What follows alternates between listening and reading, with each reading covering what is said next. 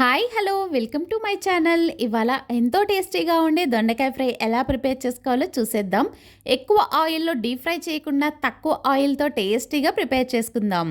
దీని కాంబినేషన్గా టమాటో రసం పెట్టుకుంటే టేస్ట్ అద్దిరిపోద్ది. ఇది ఎలా ప్రిపేర్ చేసుకోవాలో చూసేద్దాం. 1/2 కేజీ దొండకాయల్ని ఈ విధంగా పొడుగ్గా కట్ చేసుకోండి.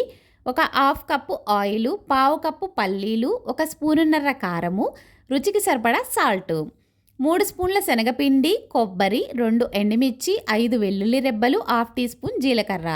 మనం తీసుకున్న ఇంగ్రీడియంట్స్ అన్నీ కూడా మిక్సీ జార్లో వేసుకుని కొంచెం పొడి పొడిలాడే విధంగా చూసారు కదా, ఈ విధంగా అయితే మిక్సీ పట్టుకోండి. కొబ్బరి కొంచెం ఎక్కువ వేసుకున్న టేస్ట్ బాగుంటుంది.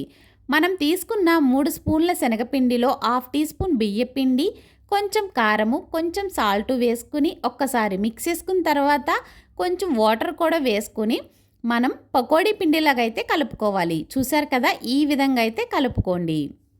దీన్ని పక్కన పెట్టుకుని ఇప్పుడు స్టవ్ ఆన్ చేసుకుని బాండీ పెట్టుకుని ఆయిల్ హీట్ అయిన తర్వాత పల్లీల్ని ఫ్రై చేసుకోండి.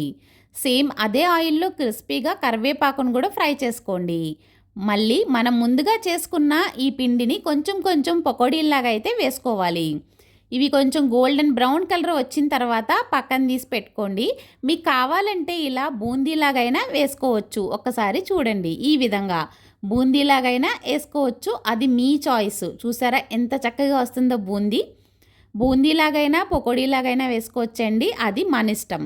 ఇప్పుడు సేమ్ అదే ఆయిల్లో ముందుగా కట్ చేసుకున్న దొండకాయ ముక్కల్ని సరిపడా సాల్ట్ కూడా వేసుకుని మూత పెట్టుకుని ఒక 3 మినిట్స్ మగ్గించుకోండి. ఈ విధంగా మగ్గిన తర్వాత కొంచెం పసుపు, సరిపడా కారము ఇవన్నీ కూడా వేసుకుని ఒక 2 మినిట్స్ కొంచెం ఫ్రై చేసుకోండి.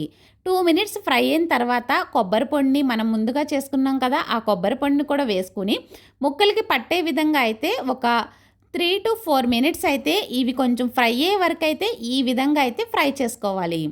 ఇలా ఫ్రై అయిన తర్వాత మనం వేసుకున్న పకోడీని అయితే చిన్న చిన్న ముక్కలుగా చేసుకుని ఇప్పుడు వీటన్నిటినీ కూడా దొండకాయ ఫ్రైలో వేసుకోవాలి. ఇలా వేసుకుని హై ఫ్లేమ్లో ఒక 1 మినిట్, మీడియం ఫ్లేమ్లో ఒక 1 మినిట్ ఫ్రై చేసుకుంటే ఎంతో టేస్టీగా ఉండే దొండకాయ ఫ్రై రెడీ అయిపోయింది.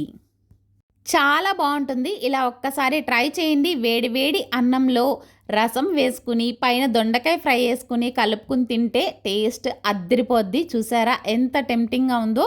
మీరు కూడా ఒక్కసారి ట్రై చేసి చూడండి. దీని టేస్ట్ మీకే తెలుస్తుంది. నా వీడియో నచ్చినట్లయితే ఒక లైక్ ఇచ్చేయండి. Thank you.